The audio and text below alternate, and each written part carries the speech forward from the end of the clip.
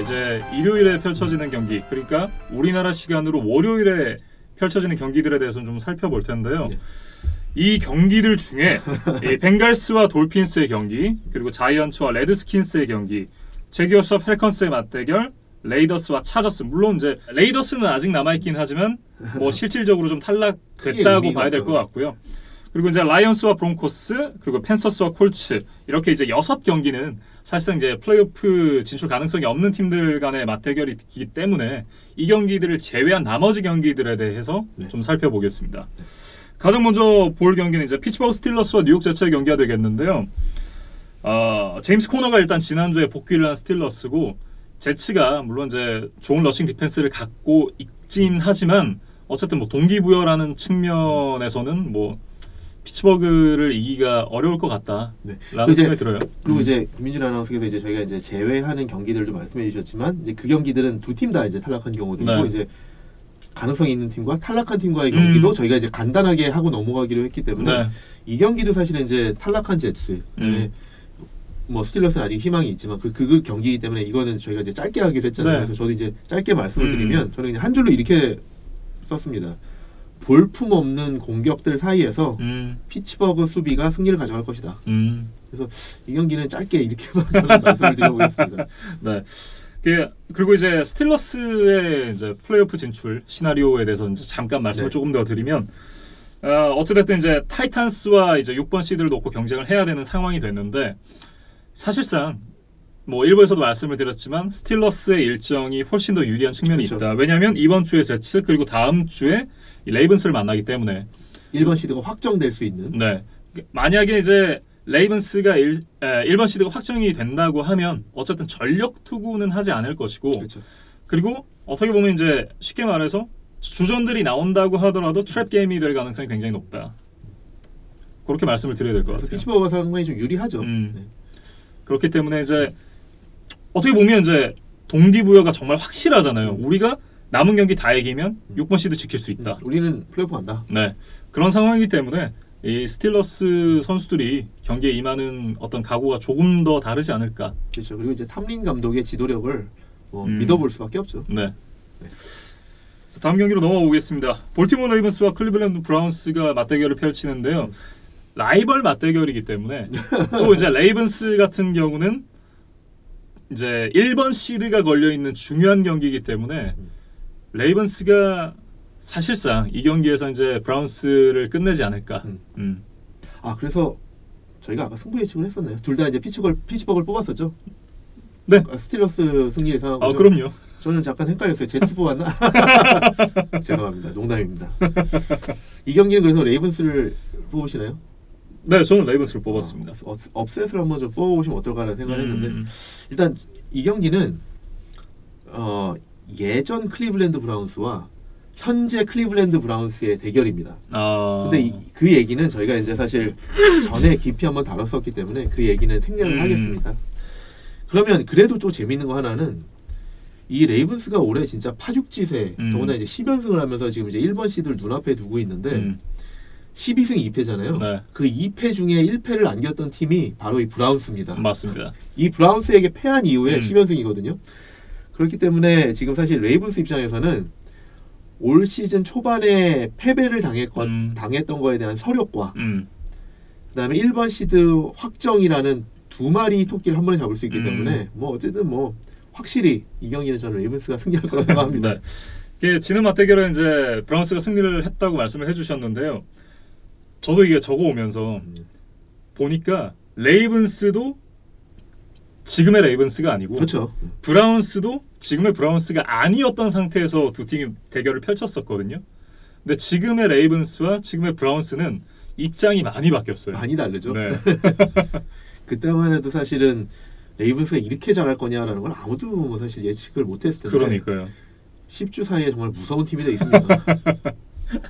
어찌됐든 레이븐스가 좀 손쉬운 승리를 가져가지 않을까, 저희들 다 이렇게 생각을 해봤고요. 자, 또 하나 이제 중요한 경기가 있습니다. 뉴올리언즈 세인츠와 테네시 타이탄스의 맞대결이 되겠는데요. 사실 세인츠에게도 이제 시드 경쟁 때문에 이 경기가 굉장히 중요하지만 타이탄스는 이 경기를 진다 그러면 이제 플레이오프 진출은 어려워진다, 이렇게 봐야겠어요.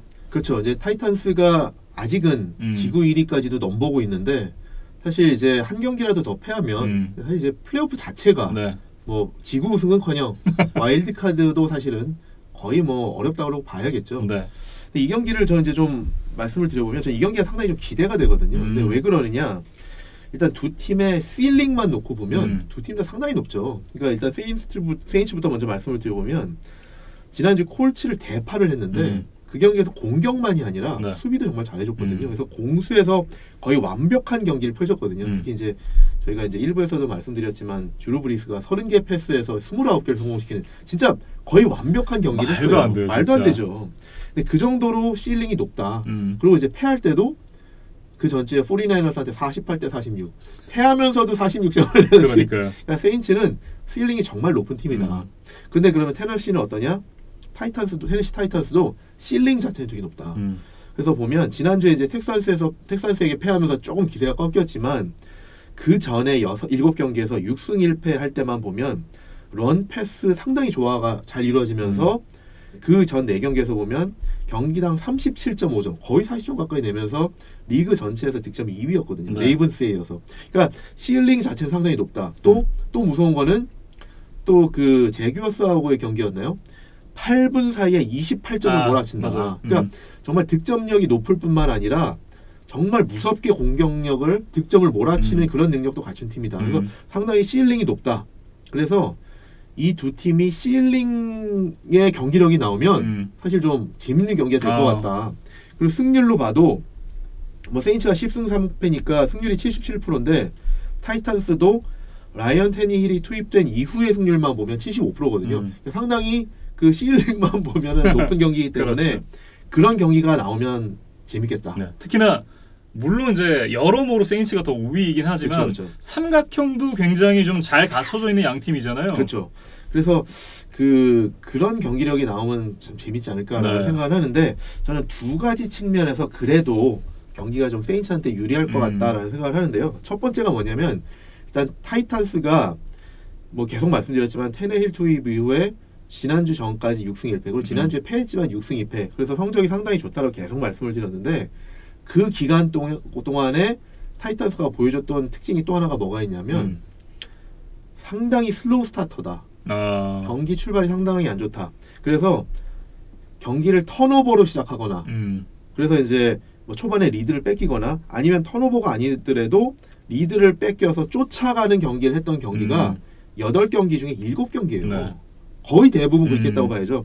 그 중에서는 특히 이제 칩스한테 경기를 보면 칩스한테는 뭐 턴오버를 계속 범하면서 10대 0으로 뒤지면서 출발했고 콜츠한테도 7대 0, 레이던스한테 7대 0, 그리고 지난주에 텍산스한테도 14대 0으로 뒤지면서 출발했거든요. 그렇죠. 그러니까 초반이 상당히 좀 부진한 경기로 출발했다가 아까 말씀드린 것처럼 나중에 정신없이 몰아쳐서 이제 뒤집었는데 대부분 역전승을 했죠.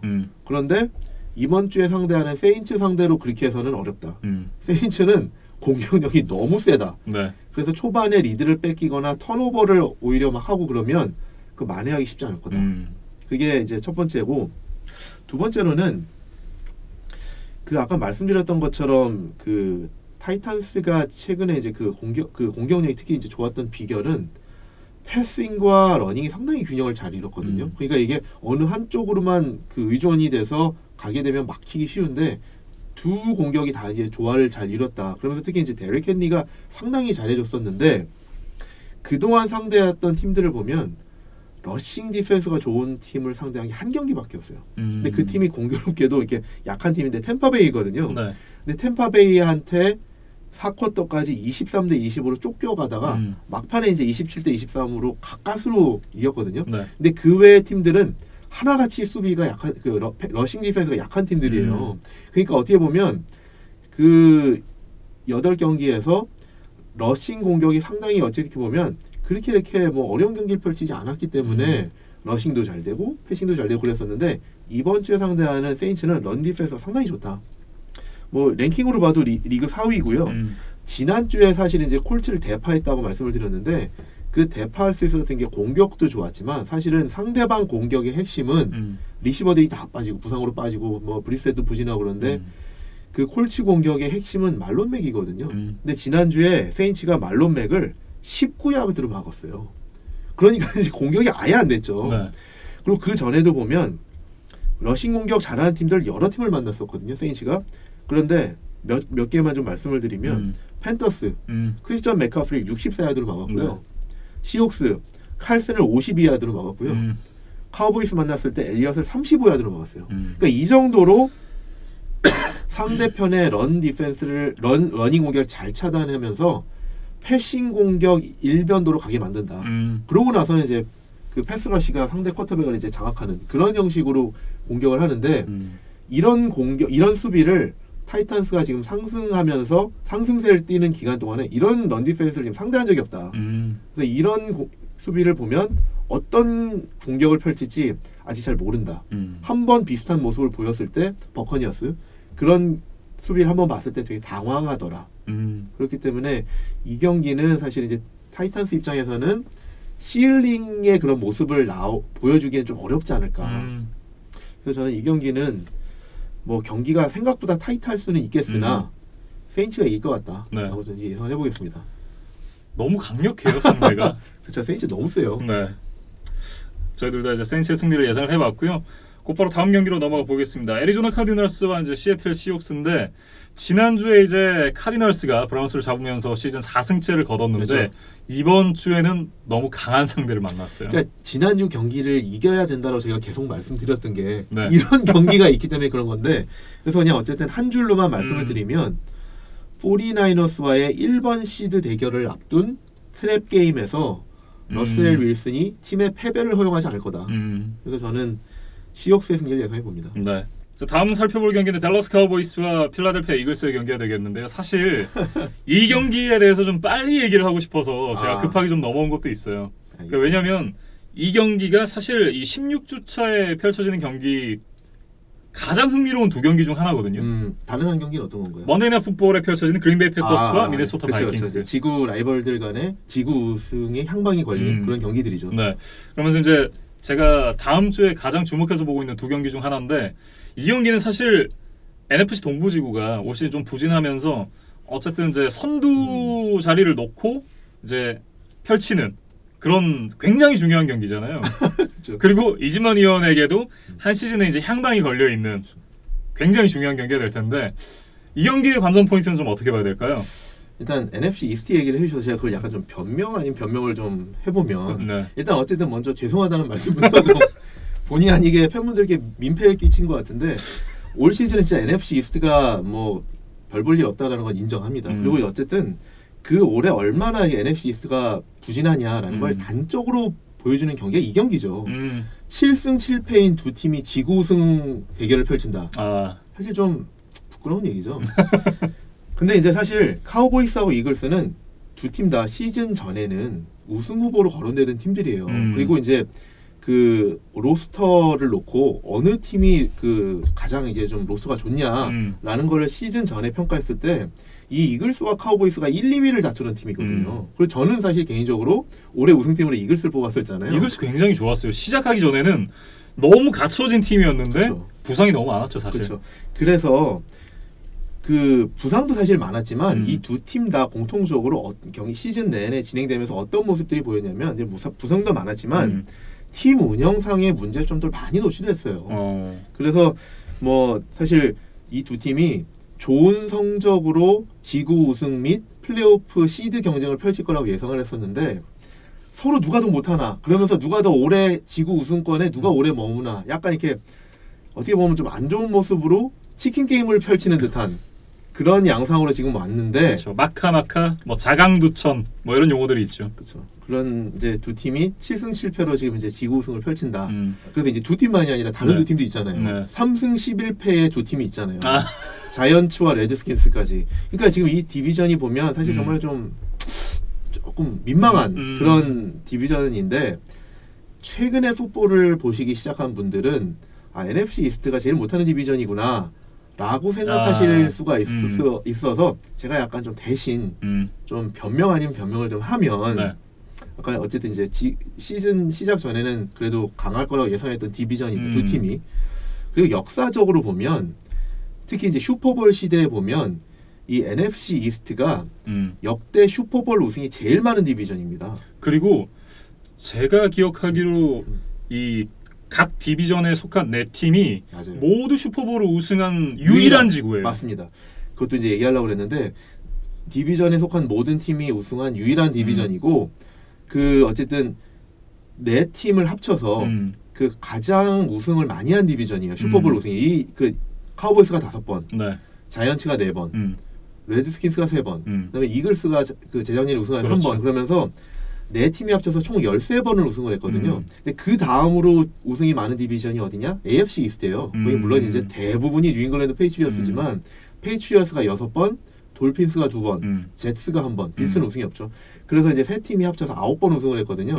그게 두 번째로 많은 디비전이에요. 네. 그런데 어쨌든 차이가 꽤 나잖아요. 13번 대 9번이니까 40% 정도 더 많이 우승을 했고요. 그리고 NFC 이스트가 13번을 우승했다는 거는 전체 슈퍼볼 횟수의 약 25%에 해당하는 우승 횟수거든요. 그러네요. 그렇기 때문에 이 NFC 이스트가 역사적으로 봤을 때는 가장 강한 디비전이다. 그리고 이제 우승 횟수만이 아니라 슈퍼볼 진출 횟수를 봐도 AFC 이스트와 NFC 이스트가 각각 21번씩 슈퍼볼에 진출했거든요. 그러니까 이것도 최다예요. 네. 그렇기 때문에 NFC 이스트가 역사적으로 봤을 때는 최강의 디비전이다라는 거를 제가 먼저 조금 변명 아닌 네. 변명을 좀 해드리고 알겠습니다. 가겠습니다. 근데 어쨌든 올해는 좀 쑥스럽습니다. 그래서 쑥스러울 수밖에 없는 게 진짜 그 두 팀 중에 이제 7승 7패인 팀들 중에 지구우승이 나올 거기 때문에 참 쑥스러운데 우승하는 팀, 나머지 한 팀은 와일드카드도 못 갈 거다. 이런 디비전이 올해 이제 그 NFC 이스트다라는 건데 어쨌든 이제 그 두 팀을 좀 보면 최근에 두 팀의 경기력을 보면 정말 형편없죠. 특히 이제 저는 카우보이스 경기를 보면서 아 이런 전력을 어떻게 플레이오프를 가지? 가더라도 뭘 하겠어? 라는 생각을 정말 계속했거든요. 네. 그런데 지금 NFC 플레이오프의 컨텐더 중에서 카우보이스보다 경기력이 안 좋은 팀이 딱 하나 있는데 그게 이글스거든요. 그래서 네. 카우보이스와 이글스의 최근 좀 행보를 보면 카우보이스가 최근 6경기에서 2승 4패 그리고 그 안에 3연패가 포함이 되어 있죠. 네. 3연속 우승이 아닙니다. 3연속 패배가 포함이 되고 있고요. 이글스도 최근 5경기에서 2승 3패인데 3연패 뒤에 뉴욕 자이언츠와 워싱턴 레드스킨스를 상대로 2승을 한 거거든요. 네. 그러니까 양 팀 다 경기력이 형편없죠. 그리고 이제 특히 이글스 같은 경우에는 뭐 3연패 뒤에 2승을 했다고 그랬는데 그 3연패 중에는 마이애미 돌핀스한테 패배도 포함이 돼 있어요. 네. 그렇기 때문에 제가 아까 왜 카우보이스보다 더 경기력이 안 좋은 컨텐더 중에 유일하다라고 말씀드렸는지 아실 수 있는데 네. 그래서 이 두 팀의 경기력을 보면 정말 경기력이 안 좋은 두 팀의 대결인데 뭐 매치업이 어떻고 뭐 전략을 뭘 쓸 거고 이걸 뭐 길게 얘기하는 것보다는 그냥 승패를 뭐가 갈 것 같으냐를 짧게 얘기를 해보면 네. 일단 첫 번째로는 누가 더 건강하냐. 카우보이스가 더 건강합니다. 이글스는 지금 부상이 정말 너무 많아요. 시즌 초에는 뭐 디션 잭슨을 영입했는데 디션 잭슨이 못 나와서 이런 얘기를 했었는데 뭐 디션 잭슨이 이미 IR에 올라간 지 꽤 됐고요. 네. 지금은 디션 잭슨이 안 나와서 고심하던 그때와는 또 차원이 다르다. 지금은 오펜시브 태클 레인 존슨, 와이드 리시버 알션 제프리, 러닝백 조던 하워드 이런 선수들이 계속 지금 부상으로 못 나오고 있어요. 네. 그러니까 이제 패스 블로킹이 안 될 뿐만 아니라 공격에 펀치력이 없다.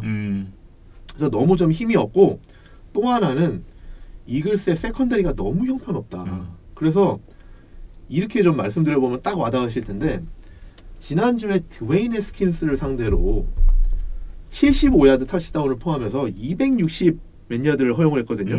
그러면서 진짜 드웨인 해스킨스가 되게 잘하는 쿼터백으로 보이더라고요. 그러니까 그 정도로까지 이글스 세컨더리가 안 좋고 또 그 전주에는 한참 쉬고 나온 일라이 매닝한테 패할 뻔했다. 일라이 매닝한테 17대 3까지 쫓겨가다가 뒤지다가 마지막에 겨우겨우 연장전 가서 역전승을 했잖아요. 그리고 그 전 경기는 마이애미한테 패했다. 네. 그러니까 이 정도로까지 지금 이글스가 경기력이 안 좋고 부상이 많다. 카우보이스는 어떠냐? 카우보이스는 램스를 상대하기 전에 3연패를 하면서 상당히 정말 경기력이 안 좋았고 공격도 안 좋고 수비는 뻥뻥 뚫리고 뭐 미스태클 너무 많고 이러면서 정말 너무 경기력이 안 좋은 한심한 경기를 펼쳤었는데 그래도 상대적으로 카우보이스가 상대했던 팀들은 플레이오프에 진출한 뉴잉글랜드, 버펄로 빌스 그리고 수비라도 강한 베어스를 상대했었거든요. 말씀드렸던 것처럼 이글스는 마이애미, 워싱턴, 뉴욕 자이언츠 상대로 그리고 카우보이스는 어쨌든 지난주에 전년도 준우승 팀이지만 어쨌든 이제 카우보이스와 마찬가지로 올 시즌 실망스러운 램스를 만나서 대승을 했거든요. 그래서 모멘텀을 좀 타지 않았느냐. 그래서 이 경기도 약간 좀 비슷하지 않을까. 어느 팀이 뭐 경기력이 현저히 좋고 이러진 않을 것 같아요. 그런데 우리 김민준 아나운서가 쓰시기 좋아하는 약대 약의 대결에서 상대적으로 덜 약한 카우보이스, 그 다음에 상대적으로 부상이 적은 카우보이스가 그래도 낫지 않겠느냐. 그래서 저는 원정 경기지만 네. 상대적으로 건강하고 덜 약한 걸로 보이는 카우보이스의 승리를 예상해 보겠습니다. 네. 저도 카우보이스의 승리를 예상해 보겠습니다. 왜 카우보이스세요? 약간 그 이글스 뽑으려고 하셨던 거 아니에요? 저 적어봤어요. 카우보이스 승리 이렇게 적어왔는데 사실 그 뭐랄까 이글스에게 걸었다가 뒤통수를 맞은 기억이 너무 많았고 사실 그리고 이 경기의 어떤 중요성 그리고 물론 이제 두 팀 모두에게 중요하지만 당장 댈러스 카우보이스는 이 경기 이기면 지구 우승이 확정이거든요. 그렇죠. 아무래도 조금 더 이제 이 눈앞에 보이는 거리가 조금 더 가깝다라고 이제 생각이 들고 눈앞에 열매가 좀 더 가까운. 네. 그리고 이제 이 역시나 이제 여러 측면들을 봤을 때 뭐 공격 피스라든지 뭐 수비라든지 이런 부분을 그냥 좀 비교를 해 보면 근소하게나마 뭐 많이 차이가 나는 곳도 있고 덜 차이가 나는 곳도 있지만 여러 측면에서 댈러스 카우보이스가 좀 우세에 있지 않나. 결코 이진만 의원이 카우보이스 팬이라서 제가 카우보이스를 선택한 건 아닙니다. 아니 뭐 그런 분이 아니라고 굉장히, 알고 있습니다. 굉장히 객관적으로. 네. 알겠습니다. 자, 다음 경기로 넘어가 보겠습니다. 썬데이나잇 풋볼인데요.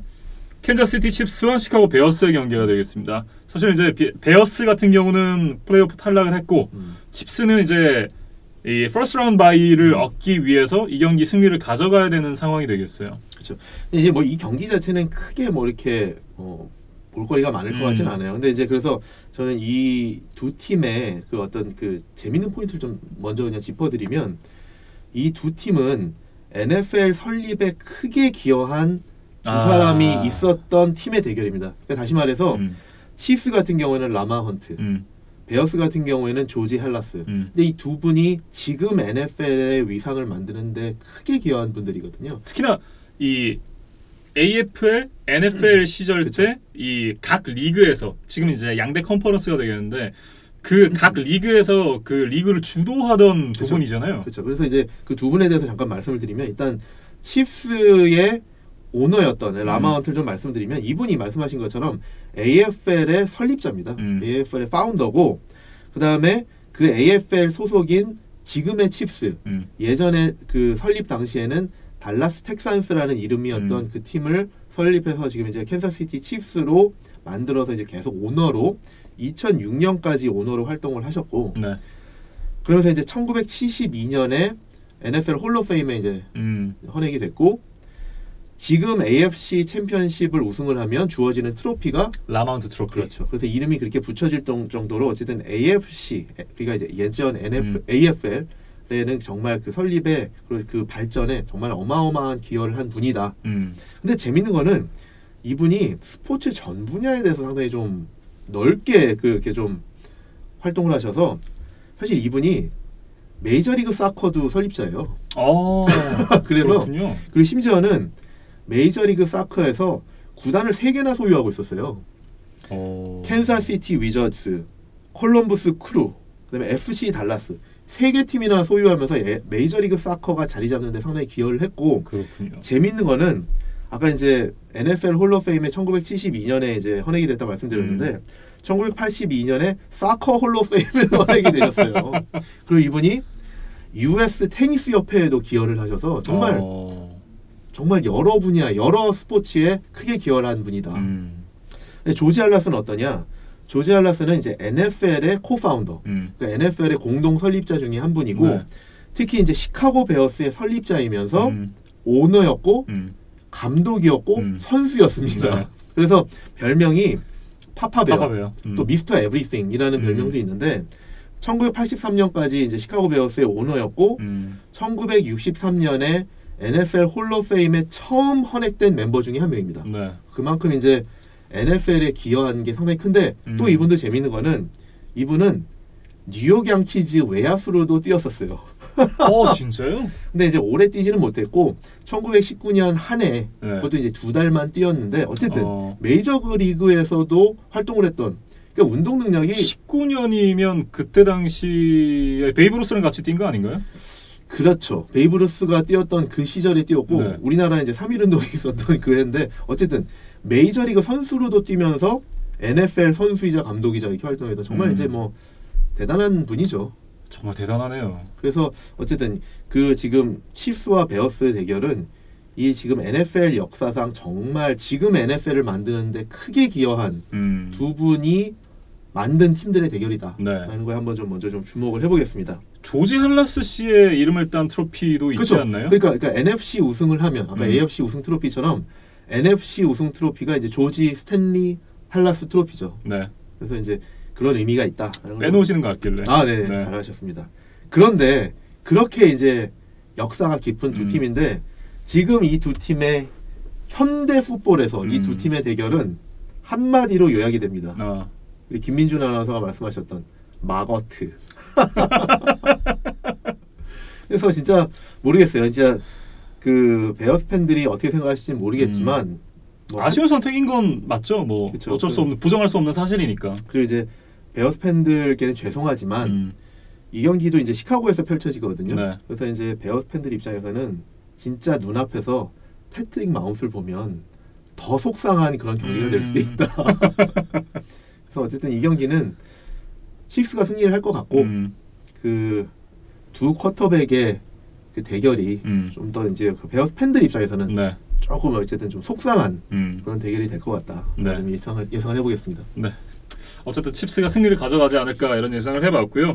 마지막 경기가 이제 먼데이 나잇 풋볼 그린베이 패커스와 미네소타 바이킹스 이 NFC 북부 라이벌 맞대결이 되겠습니다. 네, 이 두 팀이 2주차에 일단 첫 대결을 펼쳤었는데 그때 이제 램보필드에서 펼쳐졌었는데 그날 경기에서는 패커스가 초반에 21대 0으로 크게 앞서가다가 네.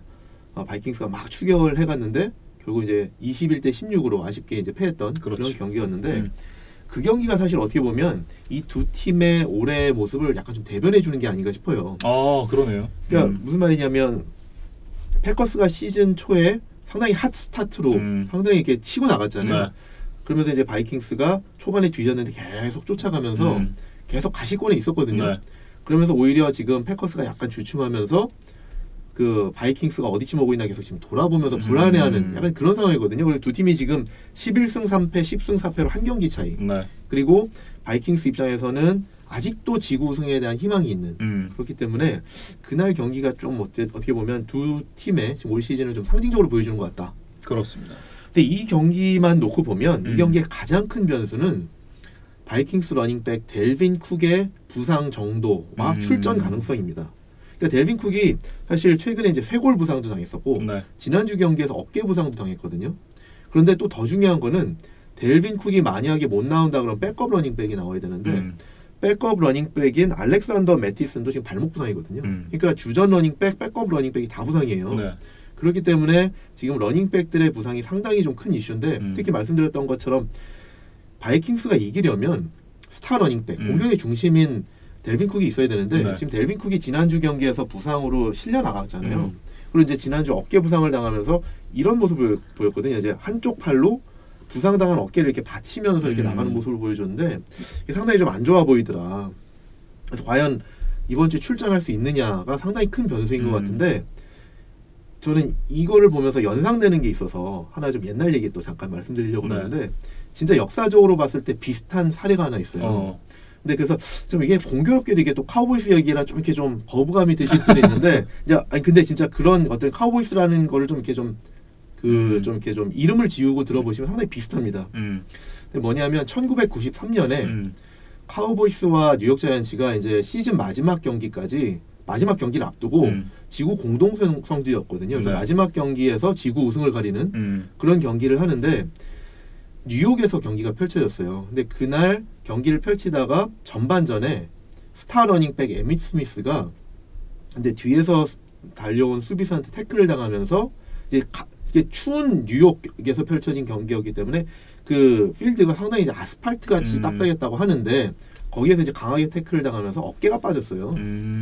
세퍼레이티드 숄더라고 그러죠. 어깨가 이도 어깨 뭐라고 그러죠. 그 부상 정식 명칭은 견쇄 관절 분리라고 해요. 그러니까 어깨 탈구 일종의 그렇죠. 어깨 탈구인데 2도 탈구라고 해요. 그러니까 그 1, 2, 3, 4 이렇게 숫자가 높아질수록 이제 그 부상의 심화도가 더 심한 건데 2도 정도면은 고통을 참기가 힘든 정도라고 하는데 그 경기 중에 그런 부상을 당했거든요. 에밋 스미스가. 그래서 이제 그날 보면은 에밋 스미스가 아까 이제 델빈 쿡 말씀드린 것처럼 부상당하지 않은 팔로 부상당한 어깨를 이렇게 지탱하고 다녔었거든요. 근데 저는 이제 델빈 쿡이 지난주에 이제 부상으로 나가던 그 모습을 보면서 에밋 스미스가 연상이 돼서 이제 말씀을 드리는 건데 지금 이날 상황도 어쨌든 비슷하고 근데 어쨌든 에밋 스미스가 전반전에 이제 부상을 이렇게 당했거든요. 그런데 후반전에 출전을 했어요. 그 상태로 출전을 해가지고 이날 에밋 스미스의 성적이 어땠냐면 32차례 러시를 해서 168야드 그 다음에 그것만이 아니라 캐치도 10개를 해서 리셉션을 10개를 해서 61야드 그러니까 합쳐서 230야드 가까운 공격을 책임져 준 거거든요. 근데 이게 물론 이제 전반전 기록도 합쳐 있기 때문에 후반전은 이거에 뭐 절반에 조금 못 미치는 거지만 경기가 이날 연장전까지 갔어요. 근데 연장전에 가서 카우보이스가 이제 극적으로 승리를 하면서 이제 지구 우승을 했는데 연장전에서 카우보이스가 필드골로 이제 승리를 했는데 필드골을 얻기까지 52야드 전진을 했는데 그 중에 41야드를 에밋 스미스가 혼자 얻어냈다. 그리고 또 필드골을 얻기 직전의 플레이에서는 조금이라도 더 전진을 하기 위해서 에밋 스미스가 이제 러시를 하는데 그 오른쪽 어깨가 이제 탈구가 됐는데 그 어깨로 달려오는 로렌스 테일러 저번에 말씀드렸잖아요. 역대 최고의 라인 최고의 수비. 로렌스 테일러가 달려오는데 그 어깨 탈구된 어깨로 로렌스 테일러한테 스티프암을 했어요. 그러니까 이렇게 어쨌든 투혼을 발휘했다. 그러면서 카우보이스가 필드골로 연장전에서 극적인 승리를 하면서 지구 우승을 하고 플레이오프 1번 시드를 확정하고 결국에는 슈퍼볼 우승까지 됐거든요. 슈퍼볼 2연패를 했거든요. 그래서 이제 그 해에 에밋 스미스는 개인 성적을 보면 리그 러싱 1위, 리그 MVP, 정기리그 MVP, 그다음에 슈퍼볼 MVP까지 하면서 이 세 가지 상을 수입했죠. 그게 이제 역대 유일하다고 하는데 생각을 해보세요. 이렇게 경기를 뛰는데 경기 중에 부상을 당한 거니까 치료도 제대로 못할 거 아니에요. 그래서 경기 중에 보면 한 손으로 다른 쪽 어깨를 이렇게 지탱을 하면서 경기를 했거든요. 근데 그 정도로까지 투혼을 발휘했다. 정찬성 선수가 생각이 나는데 그렇죠. 이제 이번 주말에 이제 에드가랑 경기를 하죠. 그렇죠. 근데 어쨌든 그러고 이제 경기 끝나고 나서 인터뷰를 했는데 이제 그 암슬링이라고 그러죠. 이제 그 뭐라 그러죠. 이제 그 부목을 대고 나왔는데 그러고 나와서 인터뷰를 하는데 어떻게 뛰었냐 그런 거에 이제 그거에 대해서 이제 에밋 스미스가 뭐라고 그랬냐면 그 로키라는 영화 아시죠? 권투 영화. 거기서 보면 로키가 그 러시아 가서 이제 싸우면서 계속 이제 얻어맞으면서 주문을 걸잖아요 스스로에게. 저는 영화를 안 봐서 몰라요. 모르셨나요? 옛날 영화라. 그 경기 보면 로키가 러시아 가가지고 이제 싸우면서 이제 얻어 터지면서 계속 이제 스스로 주문을 거는데 no pain 이러면서 계속 싸우거든요. 안 아프다고? 안 아프다. 근데 에밋 스미스가 자기가 딱 그랬다고 그래요. 자기가 로키를 생각했다. 그래서 경기 중에 계속 너무 이제 고통스러우니까 스스로에게 no pain 이렇게 본인에게 주문을 걸면서 자기를 이렇게 세뇌시켜가면서 뛰었다라고 했거든요. 이제 그 정도로까지 이제 톤을 발휘했는데 그래서 이 경기가 끝나고 나서 그날 해설을 했던 존 매든 아시죠? 존 매든이 해설한 자기 커리어 그 어쨌든 경력상 유일하게 경기가 끝나고 그 이긴 팀 락커에 가서 축하해줬다. 그 에밋 스미스의 투혼에 자기가 너무 이렇게 경이로워서 그랬다. 그리고 뭐 카우보이스 팀메이트들은 물론이고 상대방인 자이언츠 그 선수들도 이날 에밋 스미스는 정말 경의를 표한다. 진짜 리스펙 안 할 수 없죠. 이런 플레이는 진짜. 그렇죠. 그래서 지금 사실 에미 스미스가 이제 뭐 러싱 그 역대 1위잖아요. 근데 이 경기를 많은 이들이 에미 스미스의 가장 위대한 경기라고 뽑습니다. 근데 이제 제가 이 경기를 말씀드린 것은 이제 카우보이스라는 그 평균을 좀 버리시고 지금 상황이 델빈 쿡과 바이킹스가 비슷하다라는 거죠. 왜냐하면 이제 시즌 마지막 이제 한두 경기를 남긴 상황에서 지구 1위를 다투는 팀과의 경기 그리고 스타 러닝백인데 팀의 핵심인데 이 선수가 지금 한쪽 어깨 부상이라 다른 손으로 어깨를 지금 이렇게 지탱하면서 다니는 상황이고 출전할 수 있을지 없을지 모른다. 그게 상당히 좀 유사하다라는 거죠. 그래서 저는 이제 그 아까 그 에미 스미스의 상황이 좀 연상이 돼서 이제 말씀을 드린 건데 과연 델빈 쿡은 이날 출전을 할 거냐?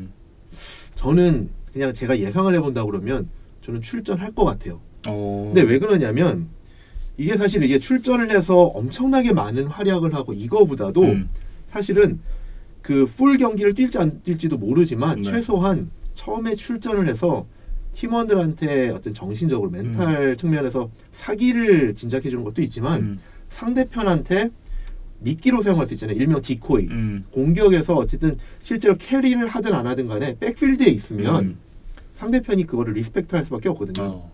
근데 이런 사례가 또 하나 있어요. 뭐가 있냐면 덴버 브론코스가 처음 우승을 했던 그린베이 패커스를 상대로 처음 우승을 했었을 때가 그때가 이제 존 엘웨이가 물론 이제 첫 번째 우승할 때인데 그때 이제 러닝백이 테럴 데이비스라는 선수가 있었는데 그때 감독이 마이크 셰너헨이에요. 카일 셰너헨의 아버지. 근데 이제 그때 존 엘웨이는 좀 전성기를 넘긴 상태라 그때 공격의 핵심은 러닝백 테럴 데이비스거든요. 근데 이 선수는 그 편두통이 되게 심한 선수예요. 근데 경기 중에 편두통이 너무 심해서 자기가 앞이 잘 안 보인다라고 했었거든요.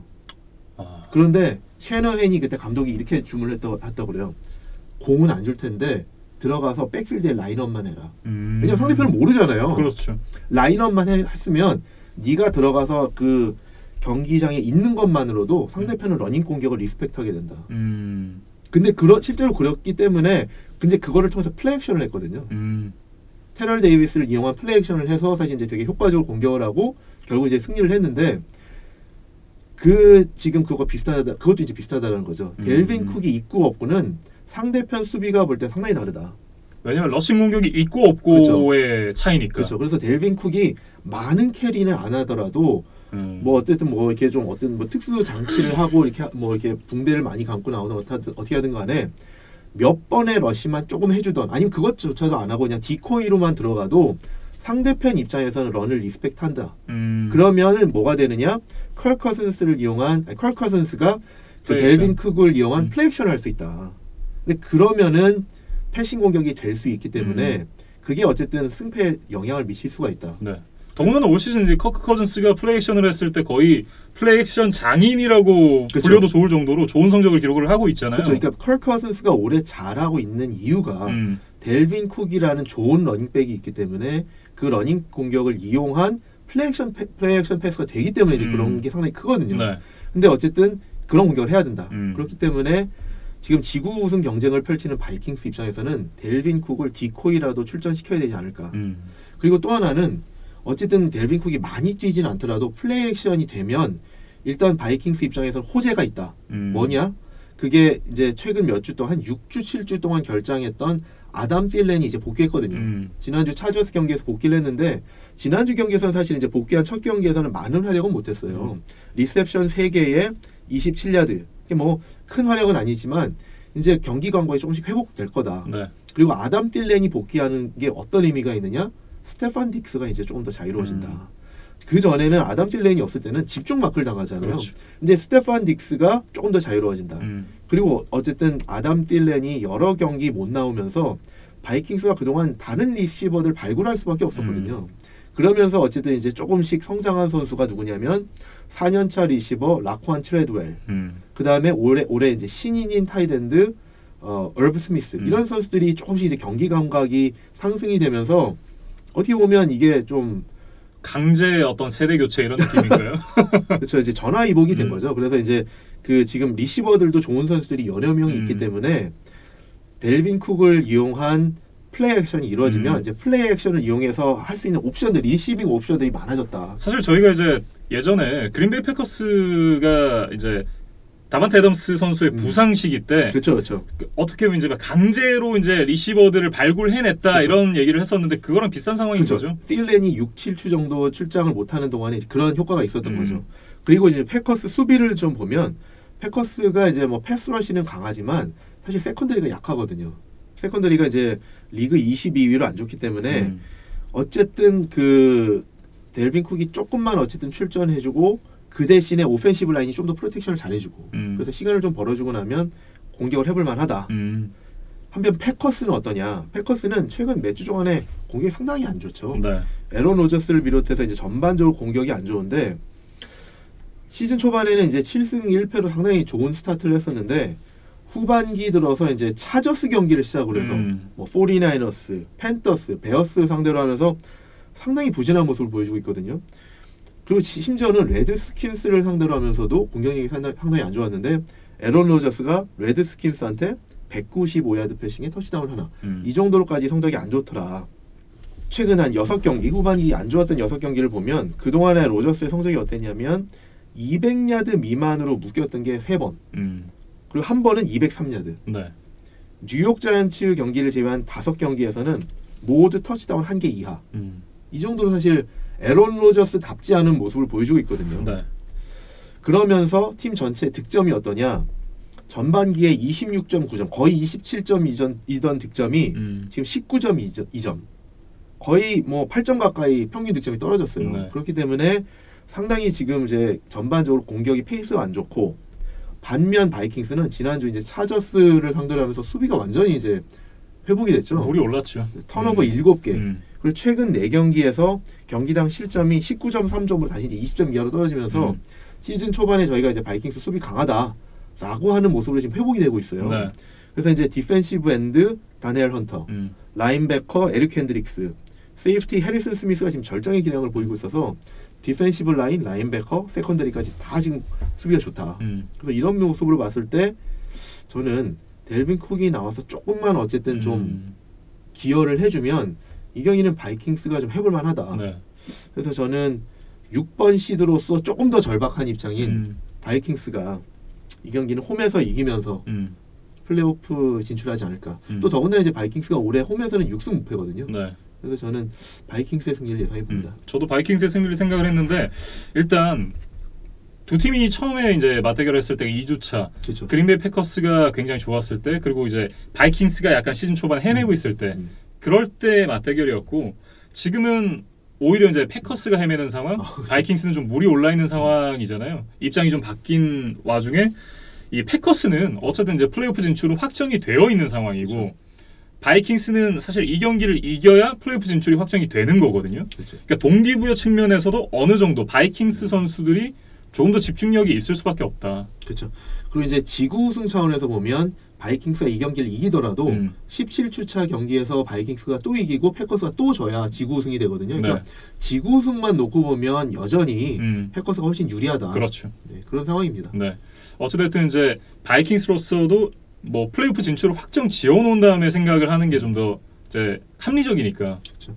왜냐하면 와일드카드로 올라갈 확률이 더 높은 상황에서 이 경기에서 이제 어쨌든 플레이오프 진출을 확정 지어놓고 그러면 이제 17주차에 주전 선수들 좀 휴식을 부여할 수 있는 거잖아요. 그렇죠. 델빈 쿡 선수도 어쨌든 부상이 있는 상황이고. 그렇죠. 네. 그래서 어쨌든 뭐 바이킹스를 예상을 하시는 거죠. 네. 그래서 저희가 둘 다 어쨌든 바이킹스를 승리를 예상해 봅니다. 네. 이렇게 이제 16주차에 있을 경기들에 대한 이제 프리뷰를 해봤습니다. 사실 이 많은 경기들 이제 저희가 한 6경기 정도를 배제를 했잖아요. 그렇죠, 그렇죠. 네, 그러면서 이제 조금씩 경기 숫자가 줄어가고 있는데 다음 주가 되면 아마 이제 주목해서 볼 경기들은 더 줄어들지 않을까 싶어요. 그렇죠. 이제 저희가 이제 그 이미 플레이오프에서 탈락한 팀들의 경기는 사실 이제 시청자분들이나 우리 청취자분들이 조금 관심도 덜 할 것이고 네. 어쨌든 그 전체 시즌을 놓고 봤을 때 이제는 크게 의미가 없기 때문에 그 진짜 의미 있는 경기들에 이제 선택과 집중을 하는 거죠. 네. 그런 차원에서 좀 생략한다라고 좀 이해해 주시면 될 것 같습니다. 네. 그리고 이제 오늘 아침에 프로볼 이 로스터가 발표가 됐는데 저희가 이제 하루 만에 준비를 하기에는 조금 이제 각자의 일도 있고 일단 생업이 있으니까 아마 다음 주쯤에 이제 프로볼 로스터에 대해서 정리를 해서 좀 얘기를 전달을 해 드릴 수가 있을 것 같습니다. 그러니까 발표는 오늘 오전에 났는데 네. 이 오늘 그 녹화하러 오면서 봤거든요. 그러니까 뭐 핑계 대고 있는 거예요. 사실 이제 시간이 없었다 이렇게 핑계를 대고 있는데. 근데 어쨌든 뭐 급하게 이렇게 말씀드리는 것보다는 뭐 누가 프로볼에 뽑혔다 이거보다는 그렇죠. 그에 대한 나름 좀 생각을 좀 정리를 해보고 그것에 대해서 의미를 좀 전달해드리는 게 낫지 않을까. 네, 뭐 뽑힐 만한 선수는 누가 있었나, 이 선수가 사실 프로볼에 들어가는 게 맞는가 이런 얘기들도 좀 나눠볼 수 그렇죠. 있는 거고요. 그렇죠. 네. 그런 것들이 좀 더 의미가 있기 때문에 뭐 그냥 뭐 레이븐스가 12명이 뽑혔다더라. 네. 세인츠가 7명 뽑혔다더라. 이런 거는 뭐 크게 의미가 없어서. 사실 그런 건 다 보시면 그렇죠, 아실 만한 내용이니까. 그렇죠. 뭐 어쨌든 저희는 다음 주에 이제 프로볼 얘기도 좀 준비를 해서 오고요. 그리고 그 다음 주에 이 16주차 경기들에 대한 리뷰, 그리고 마지막 대망의 17주차 경기들에 대한 프리뷰까지 준비를 해서 돌아오도록 하겠습니다. All About NFL 이제 First and 19 여기서 마무리를 지어보겠습니다.